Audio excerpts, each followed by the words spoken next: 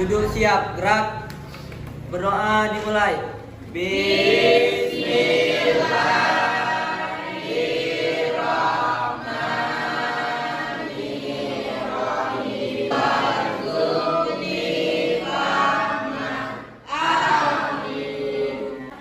Absen dulu ya. Ya, Bu. Bulan. Hadir, Bu. Wulandari. Sini ya. Izin, Bu. Izin, Bu. Sebelum kita mulai belajar, Ibu pengen melakukan ice breaking dulu.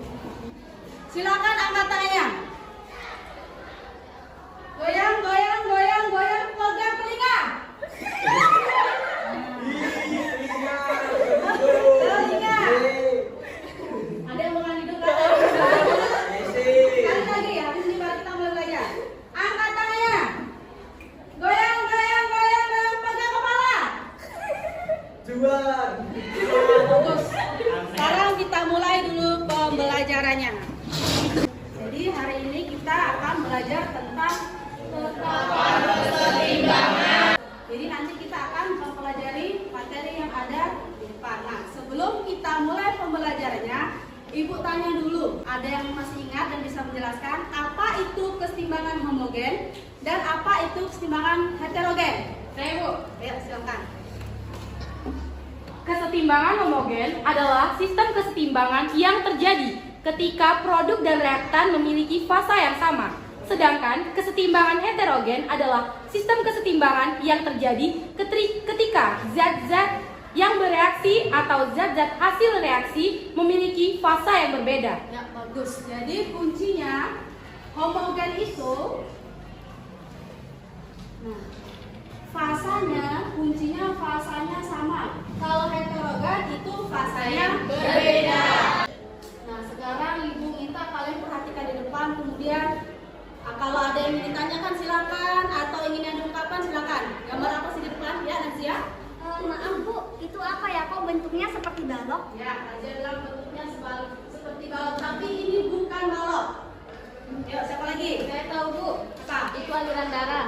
Aliran darah. Oke, siapa lagi?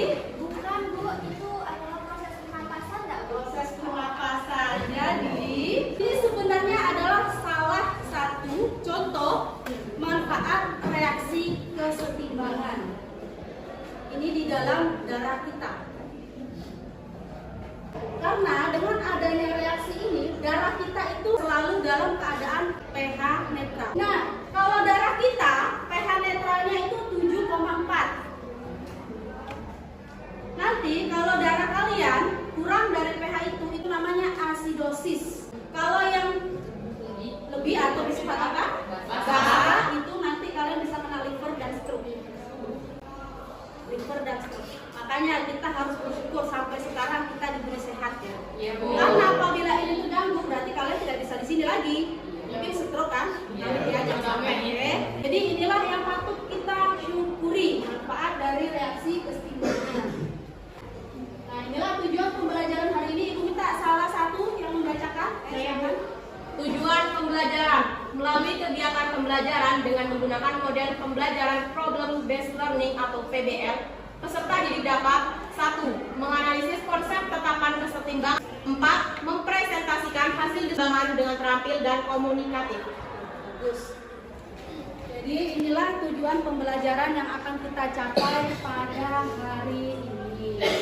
Nah, kemarin sudah Ibu minta ya, sebelum Ibu masuk kalian harus duduk berdasarkan kelompok. Ini sudah berdasarkan kelompok atau belum? Sudah, Bu.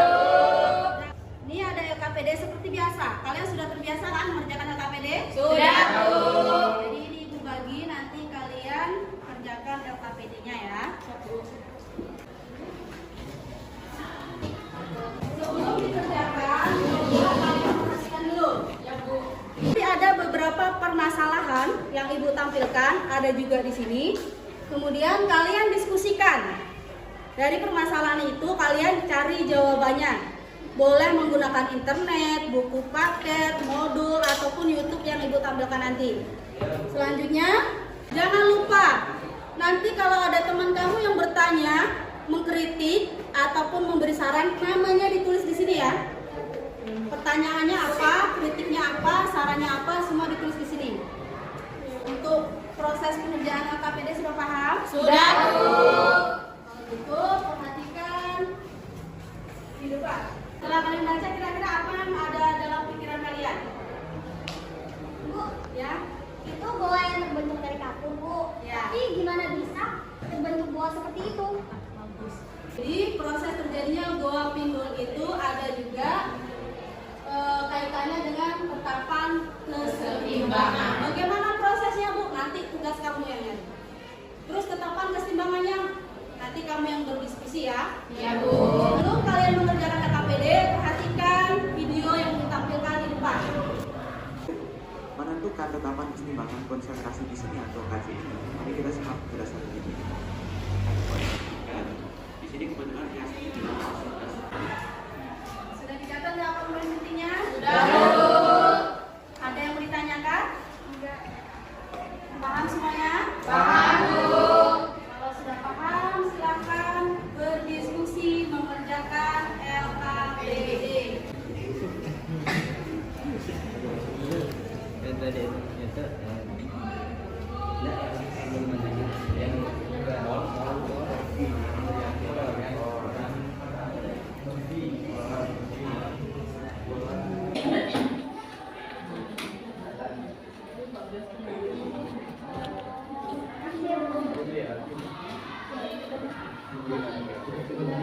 Sudah semua?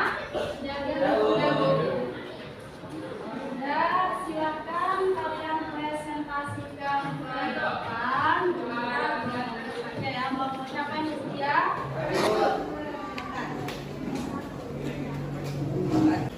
Assalamualaikum warahmatullahi wabarakatuh.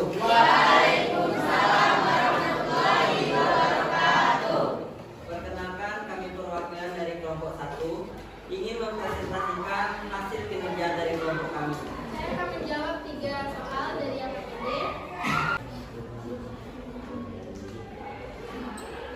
Ada 3 reaksi yang terjadi. Ini reaksi pertama, reaksi kedua, dan reaksi ketiga.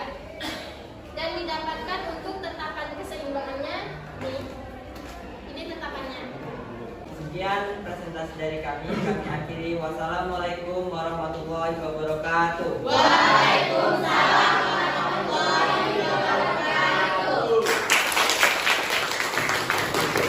Baiklah, untuk teman-teman, apakah ada yang ingin dipertanyakan? Boleh?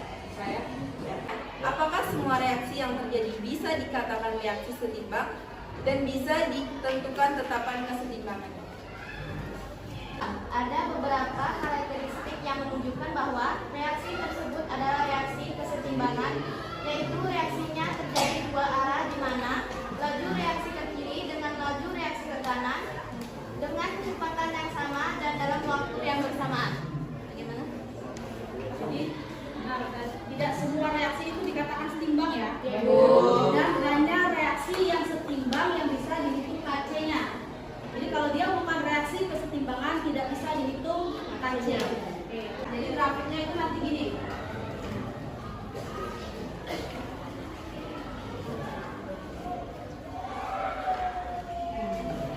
Jadi ada grafik reaksi kesetimbangan di posisi sini. Baru dia dikatakan reaksi itu setimbang. Ini laju awalnya beda ya. Ya, Bu. Kemudian laju selanjutnya dia sama. Di sinilah dia P1 sama dengan P2. Di sinilah dia setimbang. Oke, selanjutnya Baiklah, di sini saya akan membacakan kesimpulan diskusi dari kelompok kami. Kesimpulannya, untuk menghitung tetapan kesetimbangan, KC perlu diperhatikan fase zat reaksinya. Tanda panah pada reaksi di mana reaksi kesetimbangan hingga tidak bisa dimasukkan ke dalam persamaan tetapan kesetimbangan. Terima kasih. ya, jadi kesimpulan tadi sudah disampaikan dari kelompok Nazia ya. Itulah kesimpulan pembelajaran kita hari ini. Sekarang Ibu sebutkan dulu Mariani, Juan, Yuda tadi jawab juga ya. Ya, Bu. Itu aja ya? Ya. Yang Ibu sebutkan berdiri di depan semua. Oh. Jadi yang aktif itu mau Ibu kasih hadiah. Jangan dilihat harganya ya, tapi dilihat manfaatnya. Ya, Bu. Nanti kirim ke Ibu ya. Ya, Bu. Oke, aplaus untuk kita.